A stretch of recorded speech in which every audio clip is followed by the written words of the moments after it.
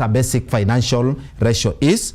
Then you'll be able to identify and explain the different types of financial ratios. You identify, you mention. By mentioning, you explain. It will be then the third,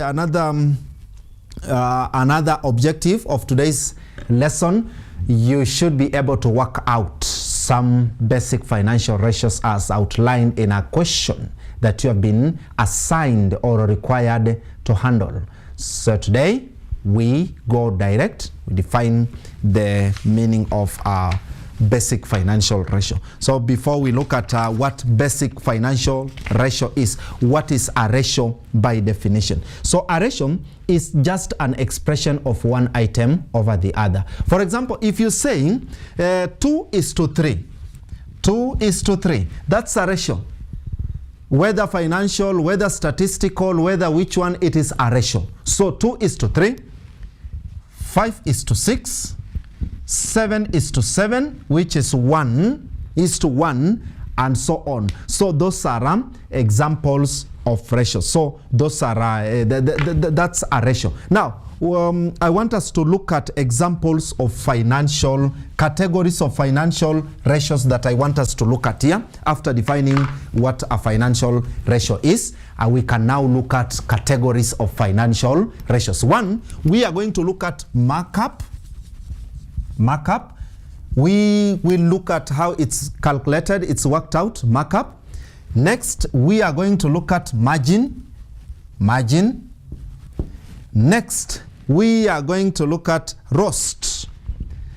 Roast. When we say roast, it is not roast, the one you usually use to put barbecues on fire, on the jiko, or putting maize on the jiko to make them ripe so that you can eat. No. So roast in full stands for rate of stock turnover. Yes, in short it is abbreviated as roast. Rate of stock turnover. That is the third financial ratio we are going to look at. Then lastly, we are going to look at return on capital. Return on capital. So return on capital. So we start with the first one, which is markup. So markup, that is the current markup is defined as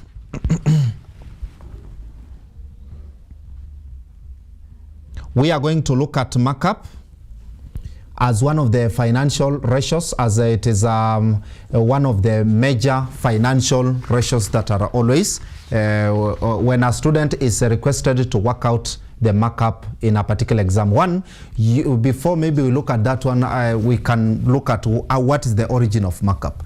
You are given a financial statement, that is a trading profit and loss account. You prepare trading profit and loss account, or you are given an already prepared trading profit and loss account. Trading profit and loss account, we have got the gross profit, that is the end of the trading account. From the trading account, we have got the extension of that one, which is the profit and loss account. At the end, you are looking for net profit. Those two figures, they are very key in the calculation. Then on the other side, we have got sales. We have got sales. The other side, we have got sales. So if those are the major areas where we are going to be looking at. So markup is expressed as gross profit, the percentage of gross profit expressed over sales, GP. That is GP over sales, or GP is to sales, or you can as well say GP over sales times 100. You are looking for the percentage. So I want us to look at, for example, if you have been given the gross, it's cost of sales. This is cost of sales. Cost of sales. Cost of sales. GP expressed in relation to cost of sales, or cost of goods sold. So now I want us to look at what cost of sales is just before we look at an example here. If you are asked and you've been given a question, cost of sales, it is maybe in layman's language, in simple terms, it could be the buying price. Yes, buying price, because it is calculated as this way. Yes, hope you can see. It is calculated as cost of sales is equals to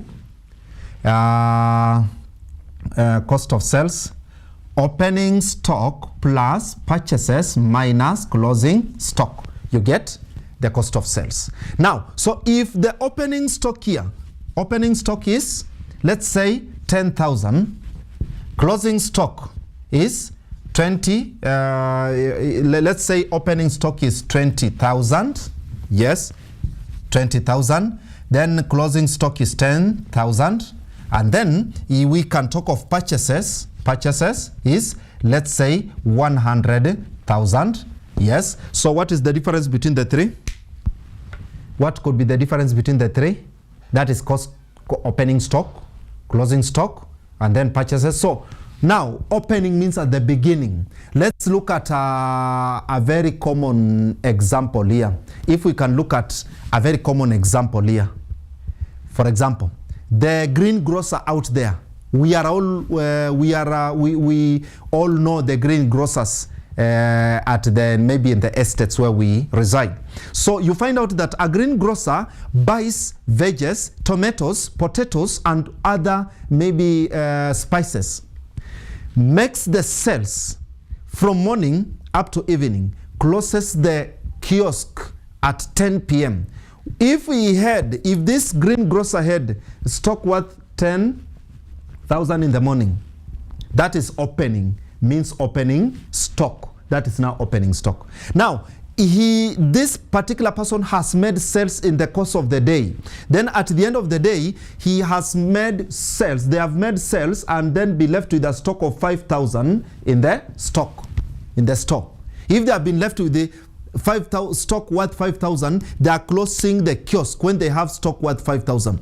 That 5,000 at the end of the day is what we call closing stock. You are closing the day with a particular stock left inside, left unsold. That is what you call closing stock. Then when you open in the morning, the closing stock will be used to open in the morning. It will now be the opening stock. So when you start a day with that particular stock in your store or on the shelves, it is called opening stock. Then when you make the sales in the course of the day, at the end of the day, you close the shop. When you want to go and retire to your nocturnal area, that is the remaining stock unsold is what we call closing stock. Then purchases, to purchase is to buy. So when you talk of purchases, this refers to the stock bought. You wake up in the morning, this opening stock is not enough to trade in the course of the day. You think of adding more stock. So the stock, you go to the supplier, you add more, you order from the supplier to add more to what you have is what we call purchases. The stock that you go to buy to add on top of what you have is what we call the purchases. So for you to get the cost of the goods that you have sold today, the cost of the goods you have sold today, that is, what is the cost of the goods you sold? How much did you spend on this good stock that you have sold? You get the opening stock, you add purchases, the goods that you bought in the morning, then at the evening, you subtract the closing stock, the one that is unsold. You will get the cost of sales. So in this case, we can first of all calculate the cost of sales here. So if this one, cost of sales here, can we calculate here? It is 20,000. 20,000, that is the opening stock, plus purchases, which is 100,000. There is nothing like 100K in arithmetic expressions or in mathematics. Remember that. You like shortcuts in life. There are no shortcuts in life. remember the only shortcut in life is to maybe to commit suicide and die. Then you go to meet with the judgment of your maker. So we don't have shortcuts. You don't say 100K, it's 100,000. You don't say 20K, it's 20,000. So in accounting, in economics, there is nothing like K, 20K, 5K, 3K, 10K. That is an error. You don't use such abbreviations. So 20,000 plus 100,000 minus 10,000. Here, simple mathematics. This one you get 20,000 plus 100,000. You get 120,000 minus 10,000. The answer is 110,000. That is the cost of sales. Now, how do you get the gross profit? Gross profit, or rather GP,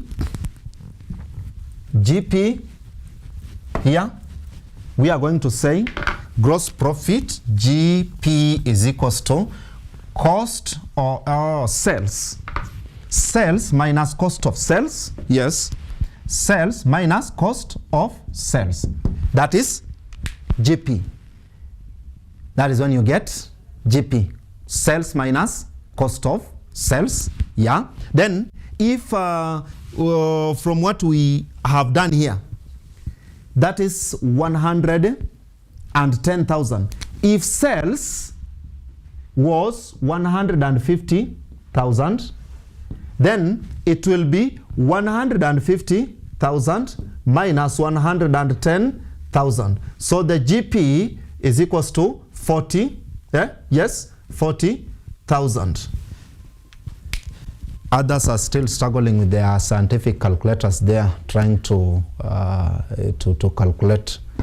That is a very simple arithmetical expression.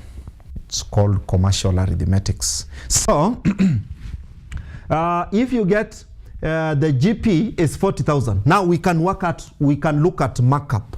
We can now look at markup. So we said markup is equals to GP is to sales, or GP over sales, or GP over sales times 100.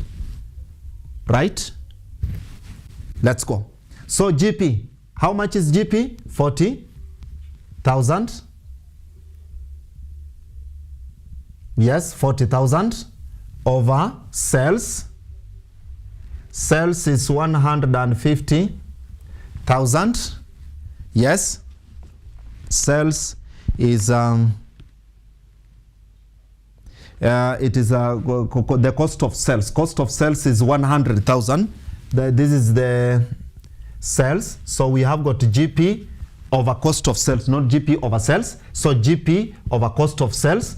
GP is to sales. So cost of sales here is 100,000. So if we cancel 1, 2, 3, 4, this is 100,000. We cancel 1, 2, 3, 4. We are left with 10. That is 4 over 10. So if we cancel, 2 goes here. 2 goes here, 5. So 2 goes here, 2 goes here, 5. So if it is a fraction, markup is 2 over 5.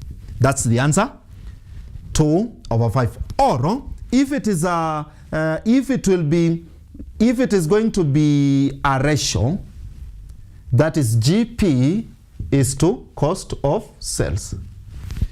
If GP is equals to cost of sales, then we are going to have GP 40,000 is to 100,000. So 1, 2, 3, 4.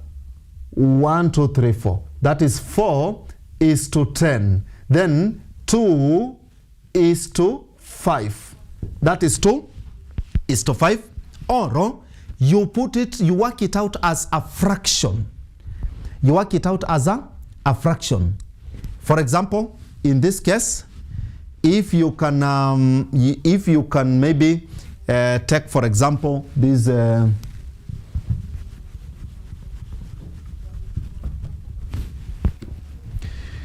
GP over COS times 100. So this is 40,000 over 100,000 times 100. So if we get 4 zeros, 1, 2, 3, 4, 1, 2, 3, 4. So then this 0, this is 0. So we have got 40%. That is markup. Any question? We move on.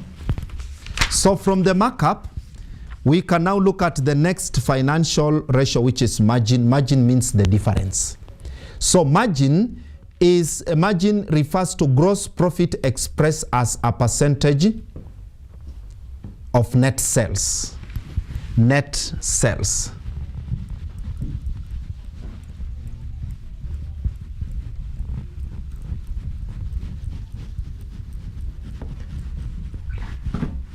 Net sales.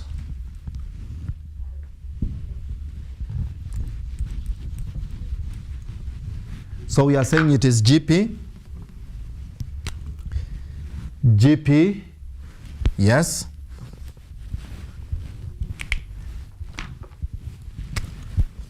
GP is to sales, or GP over sales, or GP over sales times 100.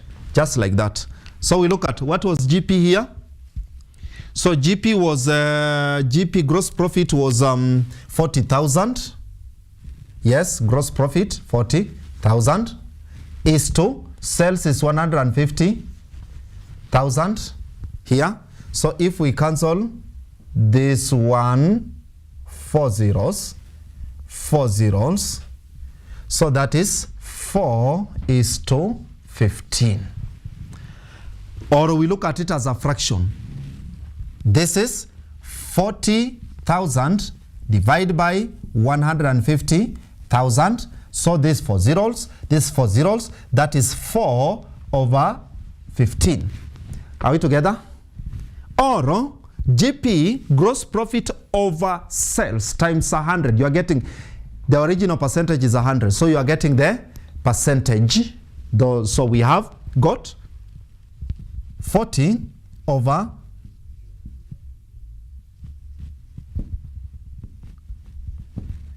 40,000 over 150,000 times 100, 0, 0, 0, 0. Yes. So if you get that one, becoming that is 400 over 15. So 400, yes, over 15. So in this case, if you try to do the workings there, you are going to get,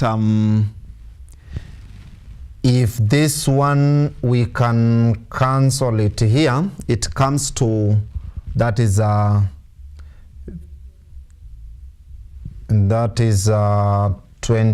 close to 25 point some other decimals there percent. So the way you make the calculations here, the workings, when you have been given a question in exam, that question can either come in paper 1 or paper 2. So it's not automatic that it will come in a particular paper. It can come in paper 1 or paper 2.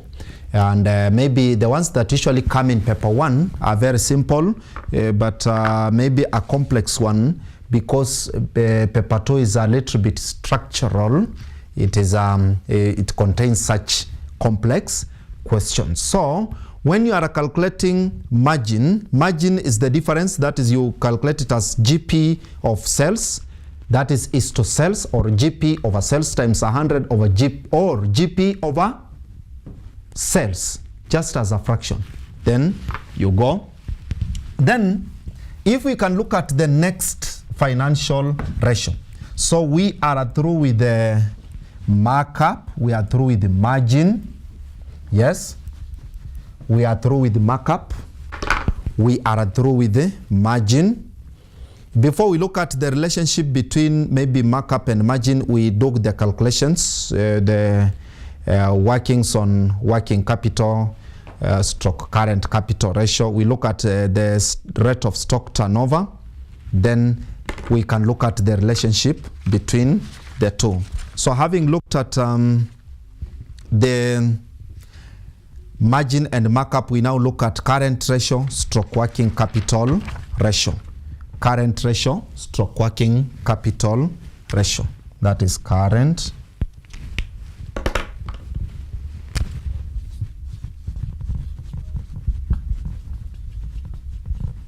stroke working capital ratio.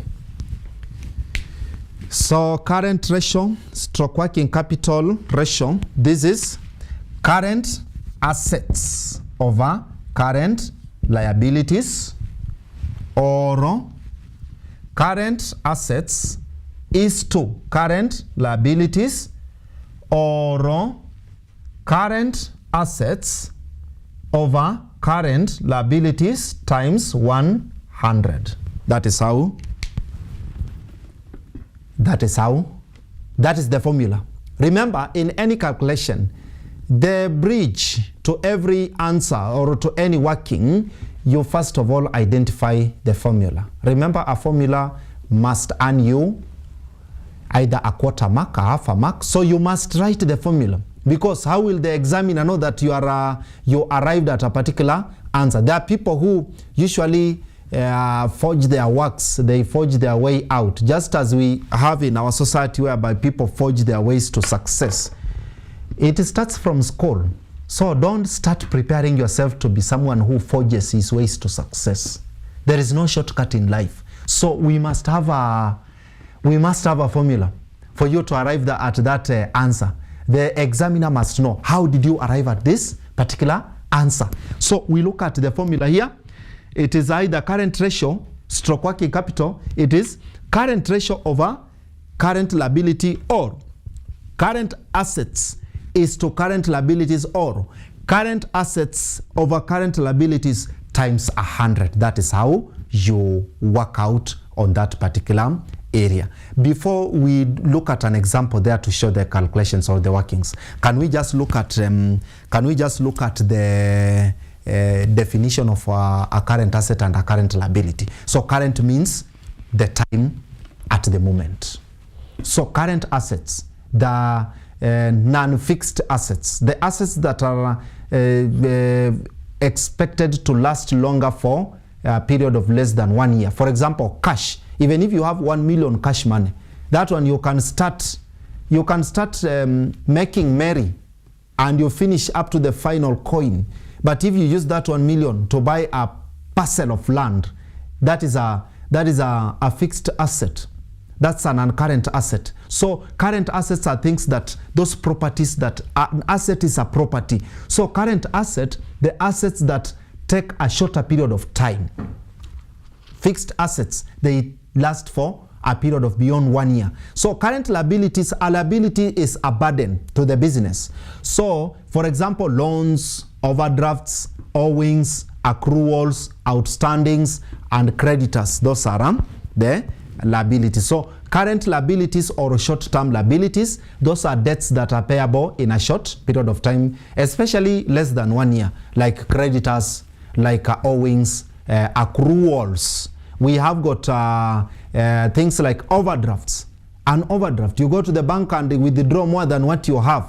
Then it is payable in the next maybe few weeks or even a month. That is what we call an overdraft. So those are examples of current liabilities. So current assets over current liabilities, or current assets is to current liabilities, or current assets over current liabilities times 100. That is how you get. So this one is either a fraction, a ratio, or a percentage. That is how it is. Then, so if we look at an example, if the current working capital, we can talk of given the total assets is 90,000, total current assets is 90,000. So current assets is 90,000, and then maybe the current liabilities, the current total current liabilities equals to 80,000. 80,000. So we are going to have here 80. That is if you can look at CA is to CL. So it will be CA is to CL. If CA is to CL, this is 90,000. 90,000 is to 80,000. So if you cross the zeros, that is 9 is to 8. You cannot subdivide further. There is no common divider here. So it is 9 is to 8. Or you can say 90,000 over 80,000. So this one you get 0, 0. Then 90, that is 8 goes here 1, 8 goes here 1, and 1 over 8. That's an improper fraction. 1 and 1 over 8. So that is, if it is a fraction, what's of a percentage? 90 divided by 80, that's 90,000 divided by 80,000 multiplied by 100. This for 0, that is if we can talk of, that's 900 over 8. Yes, we can talk of 8 goes here, goes in 90, 1, remainder 1. On this, if you take this one, add to this 0, it becomes to 10. So 8 goes here, goes in 10, still 1, then you come to point there. That's not yet a point. So it is 1 again. So we are left with the 2. So 8 goes in 22, you get 16, remainder 4, then point.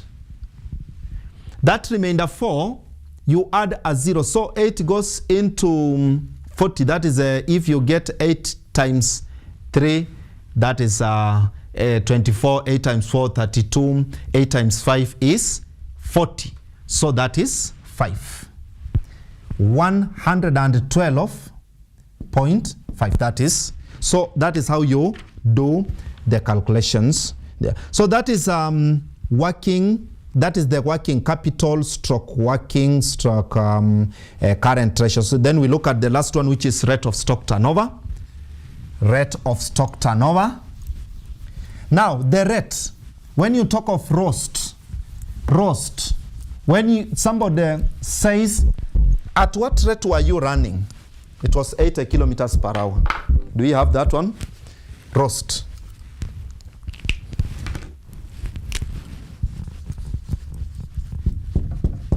Roast.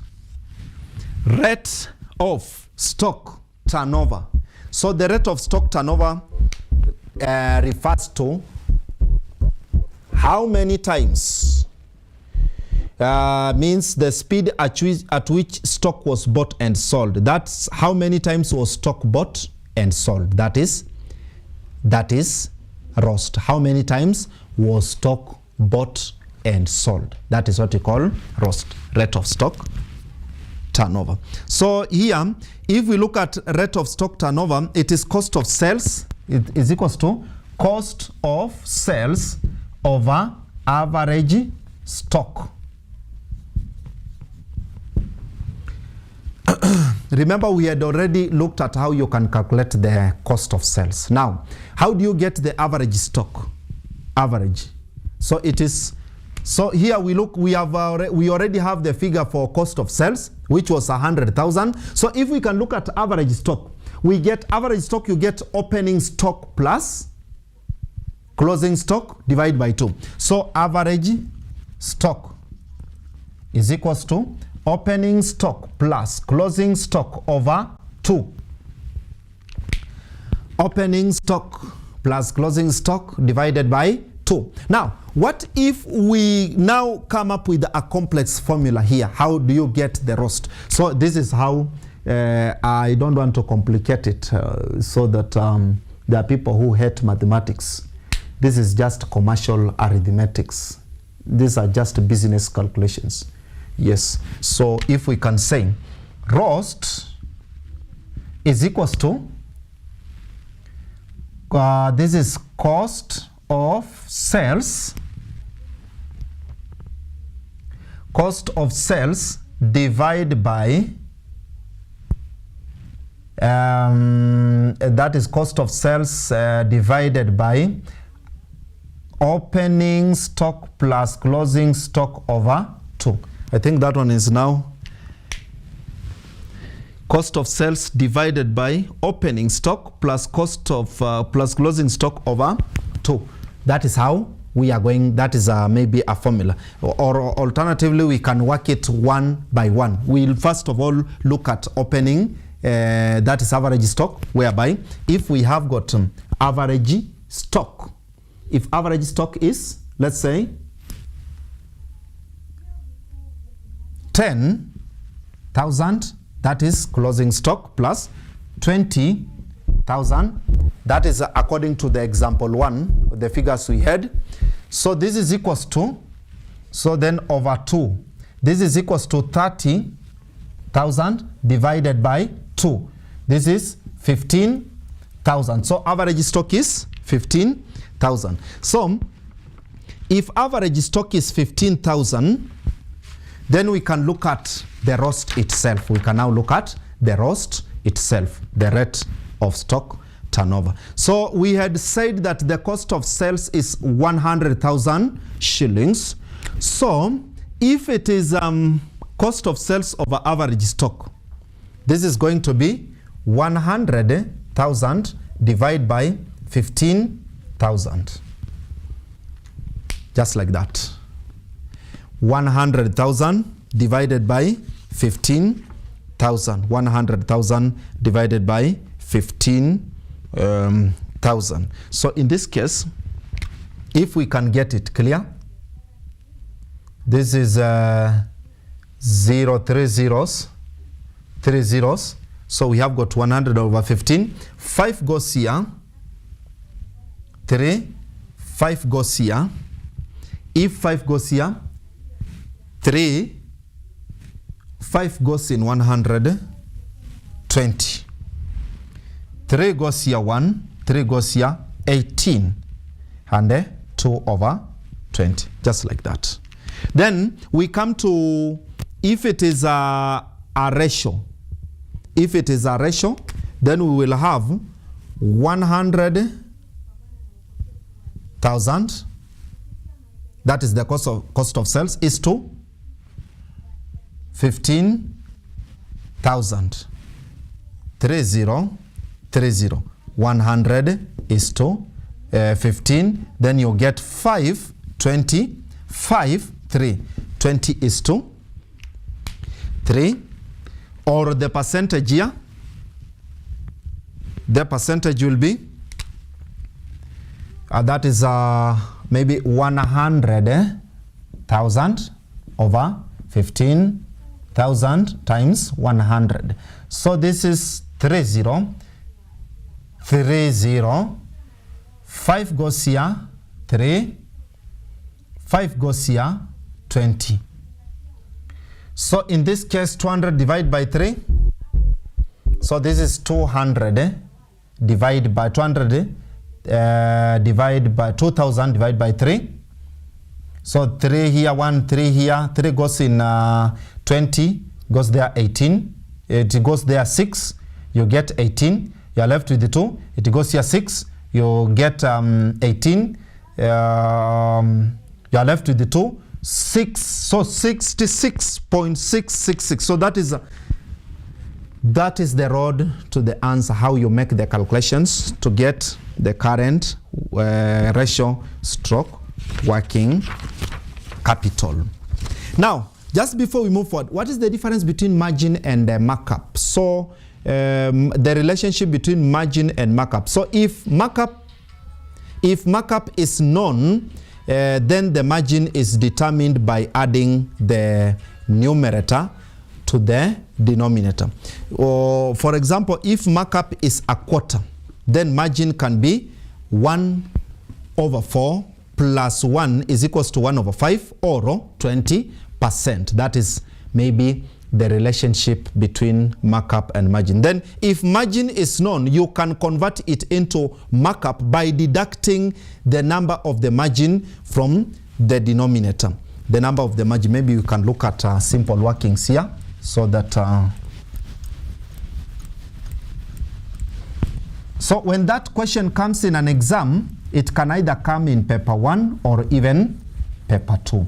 So you need to be very careful and well prepared. Now we were saying if markup is a quarter,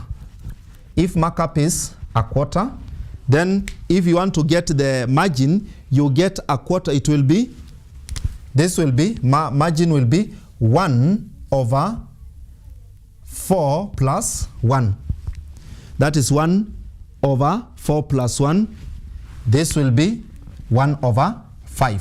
So that is how maybe the relationship between markup and margin, or if margin is known and you want to get markup, you subtract. So in this case, we can have, if we have got 1/5 margin, if margin is equals to 1/5, then markup will be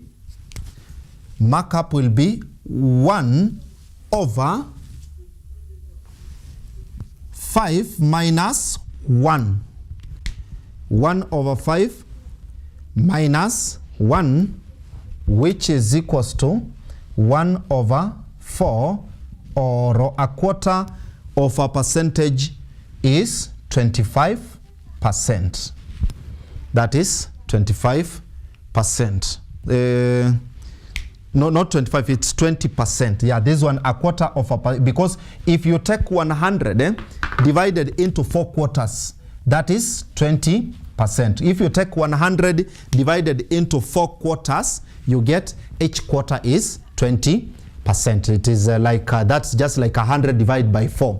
That is 100 divided by 4, that is 25%. Yes, 25%. So that is how you can interrelate. If you are asked a question, how does margin relate to markup, or how does markup relate to margin? Those are the simple arithmetic areas you look at. So if it is 1/4, that is equivalent to 25%. What about if it is 1/5? This is equivalent to 20%. Yeah, this one is equivalent to 20%, because how do we get this 20% here? It is like 100 divided by 5, you get 20. How do we get this 25% here? It is like a quarter of the original percentage, which is 100. It is 100 divided by 4, you get 25%. Are we somewhere? Good. So that is, those are the financial, basic financial ratios. The basic financial ratios. So maybe when we meet before the next paper, we are going to look at, we shall be looking at, that is inflation. We are going to revise on the types of inflation. We will also maybe go through the cash book, that is a single column, 2 column, and 3 column, and also the petty cash, and maybe the analytical cash book. Those are the areas we are going to revise before the business paper, if God is going to give us grace. It has been my pleasure to take you through today's lesson, and it's my hope and belief that I have done to the best of my knowledge. I have fulfilled the goals. I have tried maybe to do what you expected to be done. Next time we wish to beef it up, maybe do it better than today. When and if God wishes, God wishes, He gives me strength. He also makes you alive again on this third planet. We are going to meet again on this great platform of KUTV. For now, bye-bye.